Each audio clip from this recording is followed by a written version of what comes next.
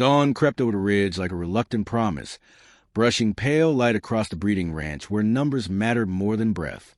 Frost clung to the rails, turning them silver, and in that muted glow a thin bay mare stood alone, tethered to the post marked for rejects.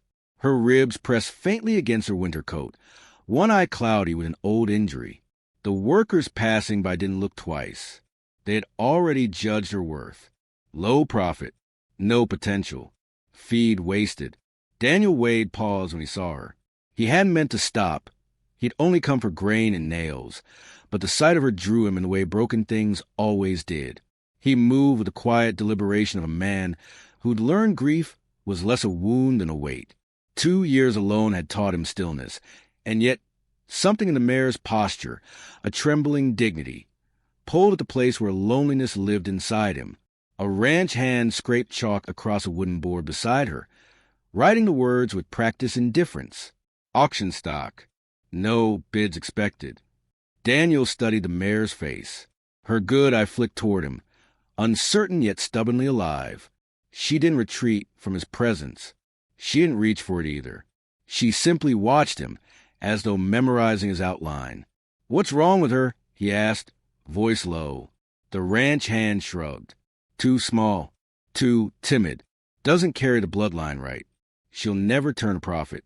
He dismissed her with a gesture, already moving on. Owner wants her gone before feed costs rise. Daniel should have walked away. He had bills of his own, repairs to finish, a barn that needed more fixing than he had hours. He didn't need another mouth to feed. But the mare shifted her weight, and the chain clinked softly. Something in that hesitant sound tugged at him, a plea without shape or sound. "How much?" The ranch hand blinked. "For her? Nothing. Just take her if you really want that trouble." Daniel didn't answer at once. He stepped closer, letting the mare smell his breath, letting her decide. Her ears twitched. She didn't shy. She didn't flinch. She simply stood there, trembling, waiting. The world around them seemed to hold its breath. "I'll take her," he finally said. The ranch hand huffed a laugh. "Your feed bill, not mine." As the chain was unhooked, the mare took one reluctant step forward, as though unsure the offer was real. Daniel guided her gently, careful not to touch her too soon. She followed with unsure hooves, each step in negotiation with fear. When they reached his old wagon, she paused, looking back at the place that had discarded her without ceremony. The early light warmed her coat, revealing faint dapples beneath the dust. "You're coming home," Daniel murmured. Her ear flicked toward his voice. It was the smallest response, barely noticeable, but enough to hint that the story between them had only just begun. The road home wound through quiet fields glazed with frost, the mare's hesitant footsteps thudding softly against the packed earth. Daniel kept his pace slow beside her, letting her choose the distance. Trust wasn't something that could be forced. He knew that better than most. Every so often she paused, testing the air, testing him. Her good eye flicked toward him, searching for the slightest hint of threat.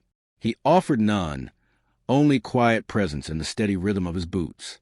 By the time they reached his small barn, the sun had climbed enough to warm the roof's rusted tin. Daniel pushed the creaking door open and stepped aside, giving the mare room to consider the shadowed interior. She hesitated on the threshold, nostrils flaring at the scent of old cedar and hay. Daniel didn't coax her in. He simply waited. After a long breath, she stepped forward, hooves tapping cautiously, body tight with nerves. He closed the door gently and filled a bucket with water, placing it near her but not too close. She eyed it as if unsure she'd earned the right to drink. Daniel busied himself repairing a broken latch on the stall opposite, giving her space to breathe. The quiet settled around them like a blanket, warm, patient, unjudging. Only after several minutes did she lower her head to drink. The sound was soft, steady, almost grateful. Daniel allowed himself a small exhale of relief. Survival, he knew, often began with the simplest acts. Throughout the day he worked around her without expectation, patching holes in the roof, sweeping old leaves from the corners, sorting tools. With each hour, the mare's tension eased slightly. She tracked his movements with that single sharp eye, as though collecting proof that he meant her no harm. It wasn't acceptance, not yet, but it was something close. Near sunset, he brought a handful of hay to her. He didn't reach out. He simply held it where she could take it if she chose. For a long moment she stared, frozen between instinct and longing. Hunger won. She stepped forward, trembling. When she took the hay from his hand, her whiskers brushed his palm.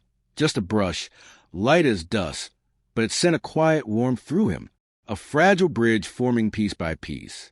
"You're safe here," he murmured. The twilight deepened, pouring gold to the slats in the walls. The mare stood calmer now, her breath slower, her posture less guarded. Daniel leaned against the stall door, watching her settle. Something in the barn felt different, less hollow, less aching, as though her presence filled a silence he hadn't known how to break on his own. When he finally stepped outside, the cold evening air wrapped around him, sharp and familiar. Behind him, the mare released a soft, uncertain nicker. Daniel paused, hand resting on the doorframe, struck by the sound's fragile sincerity. It wasn't trust yet, but it was the first step toward it.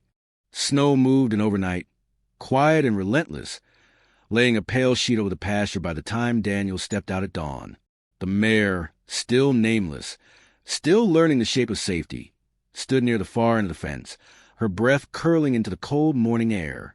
She lifted her head when she heard his boots, not startled this time, just watchful. The change was small, but Daniel felt like a warmth beneath the frost. He carried a bucket of warm mash to her, the steam rising between them. She approached with slow, deliberate steps, pausing once as if remembering another life where stepping closer had consequences. Daniel held his place, letting her close a distance. When she finally dipped her head to eat, he noticed the tension in her shoulders had softened since the day before. Trust was fragile, but was growing in her, fiber by fiber. After breakfast, he opened the gate and walked into the pasture, giving her room to roam. She hesitated for a heartbeat, then trailed after him, drawn not by command but by curiosity. Daniel walked the fence line, testing boards, marking weak spots. The mare stayed within a few paces, mirroring his slow pace. Occasionally she stopped to sniff the snow or tilt her head toward a distant sound, but she always returned to his orbit. Something unspoken tethered them now. The stillness broke when he heard footsteps crunching across the yard. Emma Carter, small, bundled in a too-big coat, approached with a carrot in her mittened hand. She lived just beyond the creek and visited whenever her mother allowed. Daniel gave her a faint, welcoming nod. "Walk slow," he said softly. Emma obeyed, moving with careful steps toward the mare.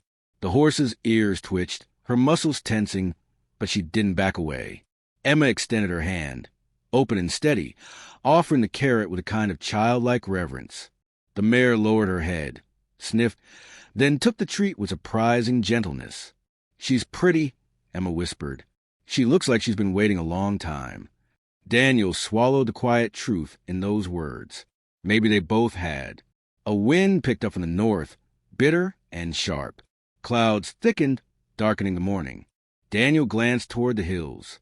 A storm was coming faster than expected. Emma's mother would worry if she didn't get home soon. He walked her to the edge of the property, watching until she disappeared down the snowy path. When he turned back, the mare stood by the barn door, waiting for him.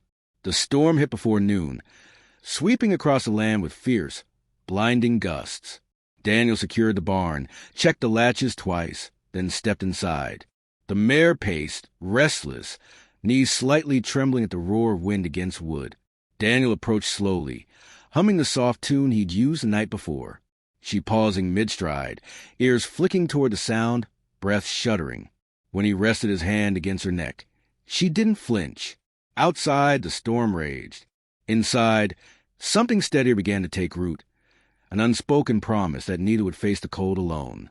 The storm didn't break for 2 days, leaving the world wrapped in white silence and jagged drifts. Daniel kept the lantern burning through each long night, its glow spilling over the mare's stall like a small, faithful promise. She no longer paced when the wind howled. Instead, she watched him with a steadiness that hadn't existed before, as though the storm outside had carved something resolute between them.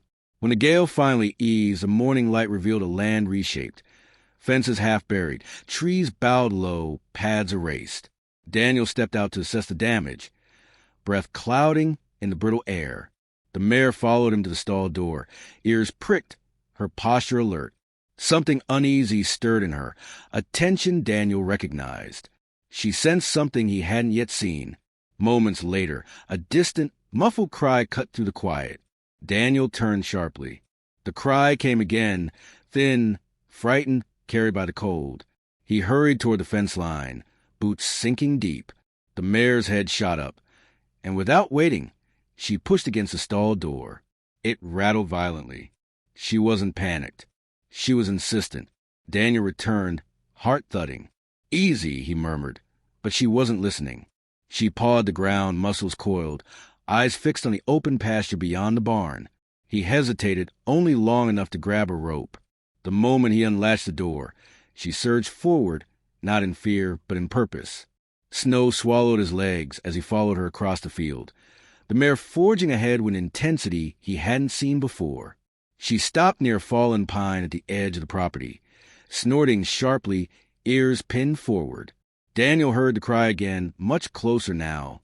He dropped to his knees and brushed snow aside until a small glove appeared beneath the drift. His breath caught. Emma. Her tiny form was curled beneath the tree's low branches, half buried. Shivering violently, her dog pressed weakly against her side. "Emma," he whispered, scooping her into his arms. Her eyelids fluttered. Her skin felt like ice. The mare lowered her head and nudged Emma's shoulder gently, as if urging Daniel to move. He didn't waste another second. The return trip was a blur of cold and urgency.